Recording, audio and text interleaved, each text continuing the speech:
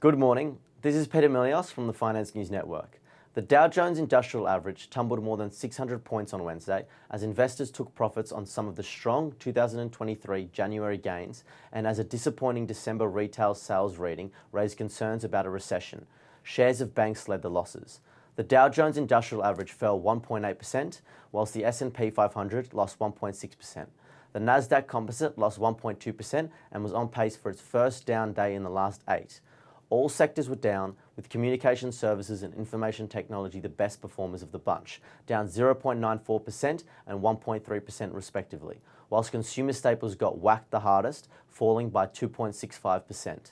In response to the overnight fall, Young Yu Ma, Chief Investment Strategist for BMO Wealth Management, stated, "We've had such a strong start to the year, but now we're amid a tense earnings season."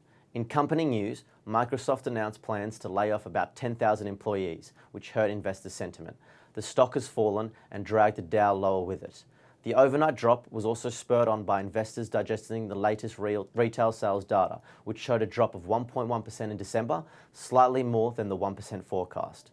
They also weighed the latest reading on the Producer Price Index, which measures input costs from companies. The PPI showed a 0.5 decline for December. Economists surveyed by Dow Jones expected a 0.1% decline. That briefly gave relief to investors who have hoped for inflation to retreat, for the Federal Reserve to slow its rate hiking campaign. Investors have been enjoying strong upward momentum for the stocks since the start of the year, although many have begun to doubt the market's strength.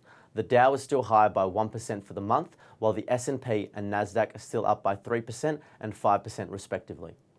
The US dollar touched a 7-month low on Wednesday, reversing a trend that dominated much of 2022 as lower expectations of sharp Federal Reserve rate rises eased pressure on global markets. To commodity news, electric vehicle makers are hoping that an imminent wave of lithium supply will bring relief for their expansion plans after a 2-year squeeze, but there is possibility of more pain to come if producers fail to deliver. There are many skeptics who warn regarding fresh tightness if miners from Chile to China and Australia hit hurdles in launching daunting volumes of new supply. A cause of optimism on supply is that the largest increases will be coming from the top producers, like Albemarle Corp and Chile's SQM, that are considered more likely to succeed. However, the key issue is whether less established producers will be able to deliver in full by defining a range of regulatory, technical and commercial challenges. There is also a new dispute brewing as the EU leaders try to fight back against the US's Inflation Reduction Act. To recap, Europeans and others have spent years calling on the US to take climate more seriously. Now that it has, they accuse the White House of protectionism because of sweeping climate legislation passed last year that would try to reshore clean energy supply chains in the US. As Europe reports, the EU is about to loosen its own restrictions on subsidies to speed up more domestic clean energy investment. Take that, Biden. The energy watchdog lifted its forecast for oil demand growth this year by nearly 200,000 barrels a day to 1.9 million barrels a day. The extra demand means the IEA now expects a total oil demand this year to average 101.7 million barrels a day, well above pre-COVID levels and a record amount. On the other side, natural gas prices have tumbled to fresh lows due to its continued sell-off, ending today's session at the lowest closing price in 19 months. The market is flashing bearish signals as mild winter weather curbs demand and production remains strong. Liquefied natural gas exports are also stumbling due to the continued shutdown of the Freeport LNG export plant in Texas.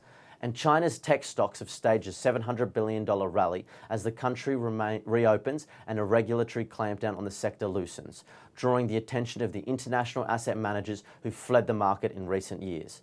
Hong Kong's Hang Seng Tech Index, which is stacked with Chinese companies, has soared almost 60% from its lows last October, with heavyweights such as Tencent and Alibaba gaining $350 billion combined in market value, according to Financial Times calculations based on Bloomberg data. The SPY futures are pointing to a 0.4% fall. Thank you for listening.